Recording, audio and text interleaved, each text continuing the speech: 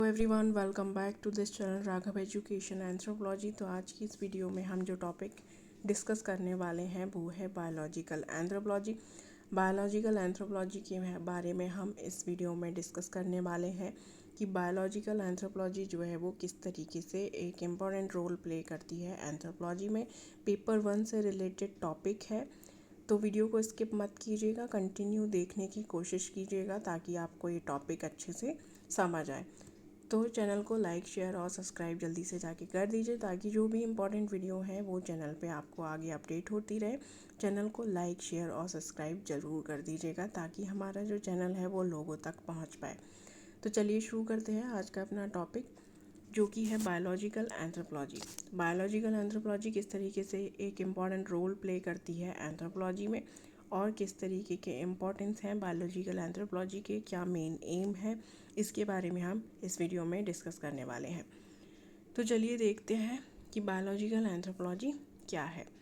Biological anthropology is the study of human biological variations. अलग अलग तरीके के जो वेरिएशंस बॉडी में आते हैं ड्यूरिंग द एवोल्यूशन। तो किसी भी तरीके के टाइम पीरियड में जो भी बायोलॉजिकल वेरिएशंस ह्यूमन स्पीशीज़ में आए थे या किसी भी पर्टिकुलर एनिमल स्पीसीज़ में आए थे, जैसे चाहे वो प्राइमेट्स हों या फिर ह्यूमन हो, इन सब के बारे में ही हम स्टडी करते हैं बायोलॉजिकल एंथ्रोपोलॉजी में।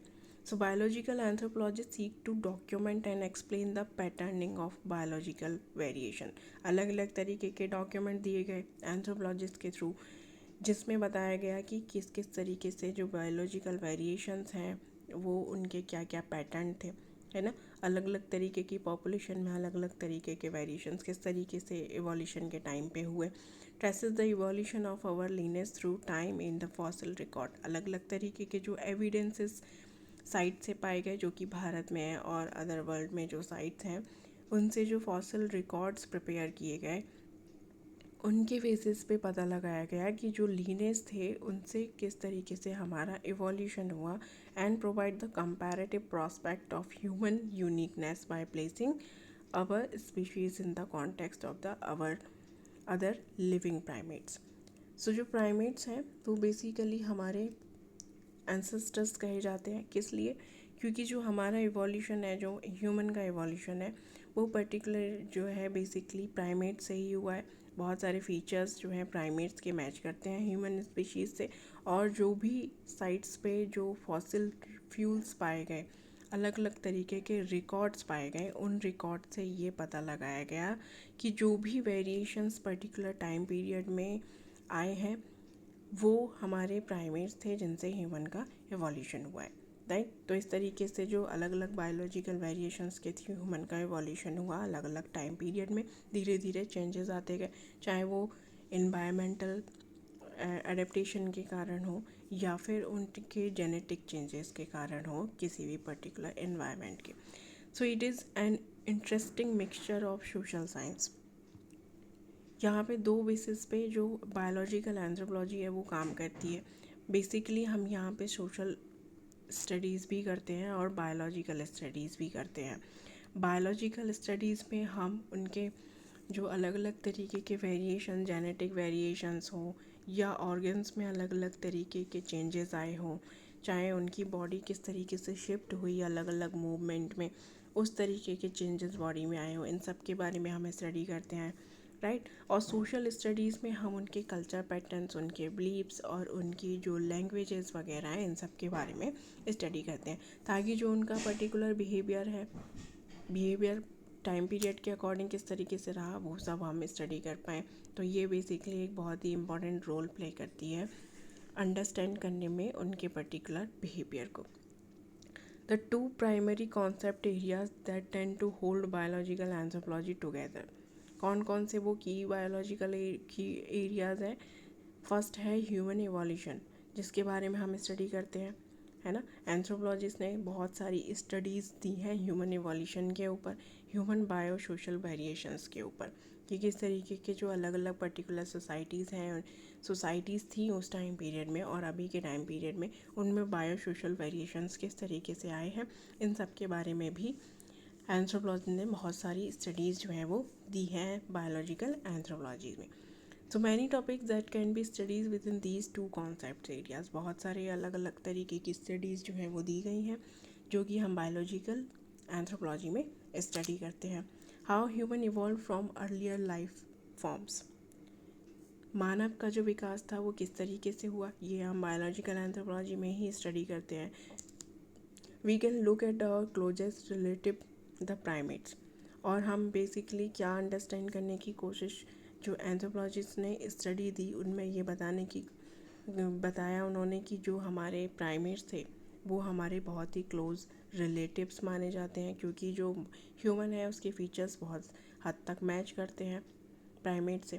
प्राइमेट इंक्लूड कौन कौन से तरीके के प्राइमेट एनिमल होते हैं, जैसे एप्स हुआ, मंकीज़ हुए, प्रोसिमियंस हुए एंड लिमर्स।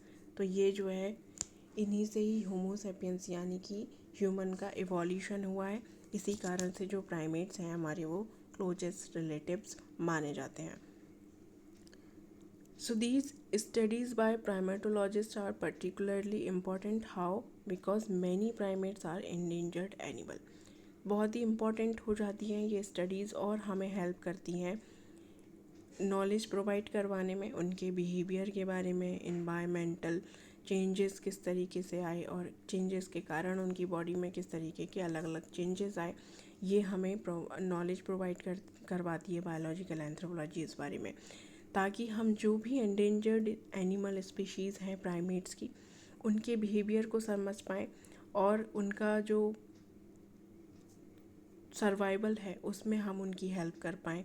क्योंकि जो जब हम उनका जो बिहेवियर है उसको समझेंगे, है ना, तो इन पर्टिकुलर इन्वायरमेंट में जो उनका वो सरवाइव कर पाएँ, इसलिए हमें ये नॉलेज प्रोवाइड करवाती है ताकि हम उनके बिहेवियर को समझ पाएँ और उनकी जो सरवाइव करने में उनकी हेल्प कर पाएँ पर्टिकुलर एनवायरनमेंट में।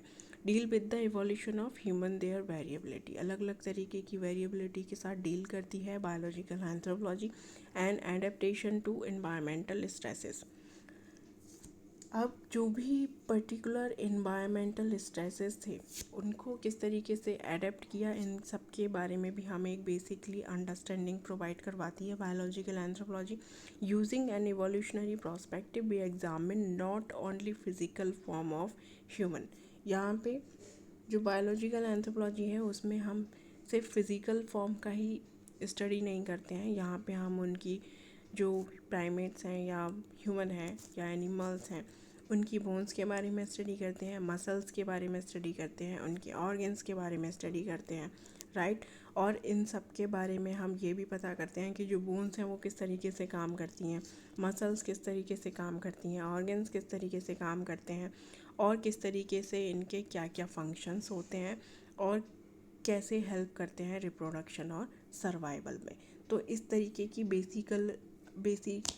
बेसिक जो अंडरस्टैंडिंग है वो प्रोवाइड करवाती है biological anthropology. So main motive जो बायोलॉजिकल एंथ्रोपोलॉजी का है वो यही है कि किस तरीके से जो इवोल्यूशन है, किस तरीके से बॉडी के जो फंक्शन हैं वो काम करते हैं, अलग अलग फंक्शंस किस तरीके से बॉडी में जो ऑर्गन्स हैं वो किस तरीके से डेवलप हुए हैं, इन सब के बारे में ही स्टडी प्रोवाइड करवाती है biological anthropology, because these studies take place within understanding of the context of human behavior and culture. Biological anthropology stands as a unique link between the social and biological sciences. तो ये एक बहुत ही unique link create करती है social and biological sciences के बीच में biological anthropology.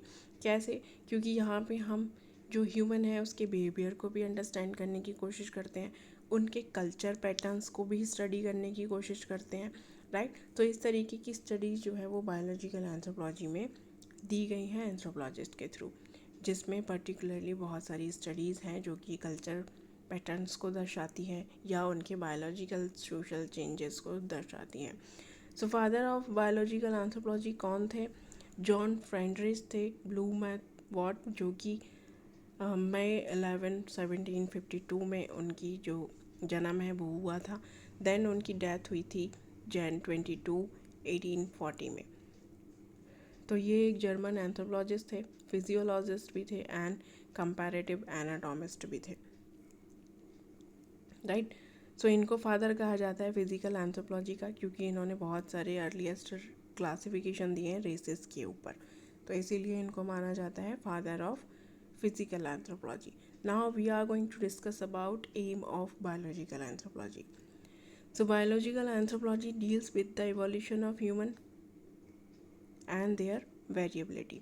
Previous slide में हमने ये डिस्कस किया कि ह्यूमन का जो इवोल्यूशन है वो किस तरीके से हुआ.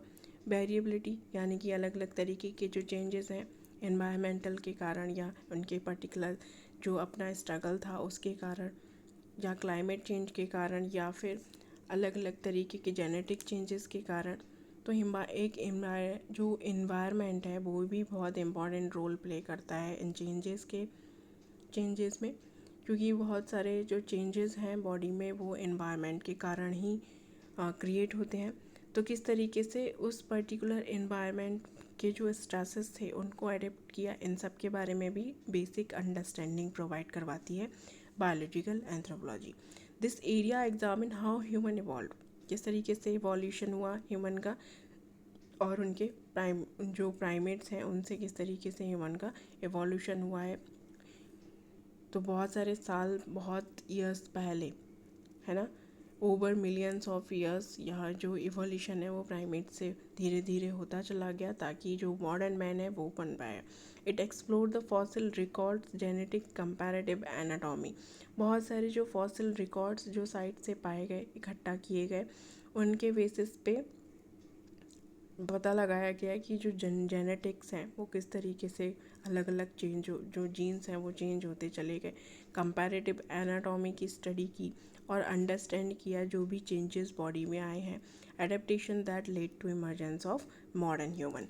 तो इन्हीं जेनेटिक चेंजेस के कारण जो है बॉडी में जब चेंजेस आते चले गए, अलग अलग तरीके के ऑर्गन्स जो है वो डेवलप होते चले गए, है ना. तो उन्हीं ऑर्गन्स ने क्या किया कि पर्टिकुलर अलग अलग फंक्शंस उन ऑर्गन्स के जो है होते थे. इन सब के बारे में ही हम बायोलॉजिकल जो एंथ्रोपोलॉजी है उसमें स्टडी करते हैं. तो पर्टिकुलर जो मॉडर्न ह्यूमन है वो किस तरीके से इवॉल्व हुआ प्राइमेट से, तो इस सब के बारे में भी हम स्टडी करते हैं बायोलॉजिकल एंथ्रोपोलॉजी में. तो मेन जो एम है बायोलॉजिकल एंथ्रोपोलॉजी का वो यही है कि एक बेसिक अंडरस्टैंडिंग मिल पाए कि ह्यूमन का इवोल्यूशन कैसे हुआ प्राइमेट से. Now we are going to discuss about biological anthropology के सब फील्ड्स. सो कौन कौन से वो सब फील्ड्स हैं जो कि इम्पॉर्टेंट पार्ट हैं बायोलॉजिकल एंथ्रोपोलॉजी का. फर्स्ट है प्राइमेटोलॉजी, देन है molecular anthropology, then paleo anthropology and forensic anthropology, then fifth one is bio archaeology and six one is human biology. तो बहुत ही इम्पॉर्टेंट सब फील्ड्स हैं जो कि एक इम्पॉर्टेंट रोल प्ले करते हैं बायोलॉजिकल एंथ्रोपोलॉजी में. ये जो एरिया हैं इनमें हम अलग अलग चीज़ों के बारे में स्टडी करते हैं. जैसे प्राइमेटोलॉजी में हम प्राइमेट्स के बारे में स्टडी करते हैं, राइट. पैलियो एंथ्रोपोलॉजी में जो फॉसिल फ्यूल्स रिकॉर्ड्स हैं उनके ऊपर हम स्टडी करते हैं, उनके जो एविडेंसेस मिले हैं उनके ऊपर स्टडी करते हैं. मॉलिक्यूलर एंथ्रोपोलॉजी है, बायो आर्कियोलॉजी है, एंड फॉरेंसिक एंथ्रोपोलॉजी है, एंड ह्यूमन बायोलॉजी है. तो राइट, इस तरीके से हम अलग अलग तरीके की जो स्टडीज़ हैं वो करते हैं अलग अलग पार्ट्स में, और इन सब पार्ट्स को मिला के ही जो बायोलॉजिकल एंथ्रोपोलॉजी है वो बनती है. So main goal of anthropology the providing a deep understanding of human both past and present. Primates के बारे में भी एक डीप अंडरस्टैंडिंग प्रोवाइड करवाती है, एंड जो प्रेजेंट मॉडर्न ह्यूमन है उसके बारे में भी. और हम बेसिकली यहाँ पे कंपैरिजन करके जो एंथ्रोपोलॉजिस्ट हैं उन्होंने अलग अलग तरीके के जो चेंजेस हैं उनका पता लगाया है. तो एक डीप अंडरस्टैंडिंग प्रोवाइड कराने के लिए उन्होंने बहुत सारी स्टडीज़ दी है और कंपैरिजन दिया है पास्ट से लेके प्रेजेंट तक का. So analysing and organising the knowledge gained and making accessible. अलग अलग तरीके की जो थ्योरीज दी गई हैं, जो स्टडीज़ दी गई हैं, उनके बेसिस पे जो इन्फॉर्मेशन है पास्ट के बारे में ह्यूमन के वो प्रोवाइड की गई है, जिसके द्वारा हम एक बेसिक अंडरस्टैंडिंग रख सकते हैं, ताकि जो भी इंडेंजर्ड कैटेगरी के एनिमल्स हैं, है ना, अलग अलग तरीके के जो स्ट्रगल वो फेस कर रहे हैं उनके सर्वाइवल में, हम उनकी हेल्प कर पाएँ। Engaging in the practical application of anthropology to various areas of contemporary human behaviour. Practical applications और इंफॉर्मेशन भी प्रोवाइड कराती है biological anthropology. So now we are going to discuss about a previous year question जो कि 2020 में पूछा गया था। बेसिकली जो ये क्वेश्चन है वो बायोलॉजिकल एंथ्रोपोलॉजी पे तो नहीं है, बट इस क्वेश्चन में जो कोर ब्रांचेज हैं एंथ्रोपोलॉजी की उनके बारे में पूछा गया है। How can synergising the core branches of anthropology reinvigorating holistic spirit of the discipline. तो जो मेन ब्रांचेस हैं उन सभी ब्रांचेस के बारे में इस जो क्वेश्चन है उसमें पूछा गया है। तो जो बायोलॉजिकल एंथ्रोपोलॉजी है वो भी एक पार्ट है एंथ्रोपोलॉजी का और इम्पॉर्टेंट ब्रांच है एंथ्रोपोलॉजी की, तो इसीलिए इस क्वेश्चन में उसके बारे में भी इसमें बेसिकली पूछा गया है। तो एक पर्टिकुलर क्वेश्चन जो है कभी कभी क्या होता है कि कुछ सारी ब्रांचेस के बारे में पूछ लिया जाता है और कभी कभी जो है वो सिंगल क्वेश्चन आपसे कर लिया जाता है कि बायोलॉजिकल जो एंथ्रोपोलॉजी है वो क्या है ना। तो अलग अलग तरीके के से क्वेश्चन आते हैं, तो इसीलिए ये इम्पॉर्टेंट है टॉपिक। जो कोर ब्रांचेस हैं उन सभी ब्रांचेस के बारे में आपको पता होना चाहिए कि एंथ्रोपोलॉजी की कौन कौन सी ब्रांचेस हैं और किस तरीके से अलग अलग जो ब्रांचेस हैं वो आपको एक बेसिक अंडरस्टैंडिंग किस किस चीज़ के बारे में आपको प्रोवाइड करवाती है, कौन कौन सी थ्योरीज और किस बेसिस पे वो एंथ्रोपोलॉजी के जो पार्ट्स हैं वो डिवाइड किए गए हैं, राइट। तो इस तरीके की अंडरस्टैंडिंग आपके लिए ज़रूरी है। आप चैनल को लाइक शेयर सब्सक्राइब कर दीजिएगा ताकि जो भी इम्पॉर्टेंट वीडियोज़ होंगी आगे की ब्रांचेस को लेके एंथ्रोपोलॉजी की या फिर प्रीवियस वीडियो आप चैनल पे जाके चेक कर सकते हैं, चाहे वो प्राइमेट से रिलेटेड हो या न्यूलिथिक कल्चर या पैलियोलिथिक कल्चर से रिलेटेड अदर और बहुत सारी वीडियोस चैनल पे पड़ी हुई हैं। आप जाके उनको चेक कर सकते हैं, उनको देख सकते हैं और चैनल को लाइक शेयर सब्सक्राइब करना ज़रूर मत भूलिएगा ताकि जो चैनल है आगे वो प्रमोट हो पाए। और वीडियो की पीपीटी आपको अगर चाहिए तो आप टेलीग्राम चैनल जो है वो ज्वाइन कर सकते हैं, वहाँ से आप पीपीटी डाउनलोड कर सकते हैं। तो चैनल को सब्सक्राइब लाइक शेयर करना मत भूलिएगा, चैनल को प्रमोट करने में हमारी हेल्प कीजिएगा। और बहुत ही इंपॉर्टेंट क्वेश्चन से रिलेटेड सिलेबस से रिलेटेड वीडियो हम चैनल पे बनाते रहेंगे, आप उनको देख लीजिएगा, प्रीवियस वीडियो को चेक कर लीजिएगा जाके।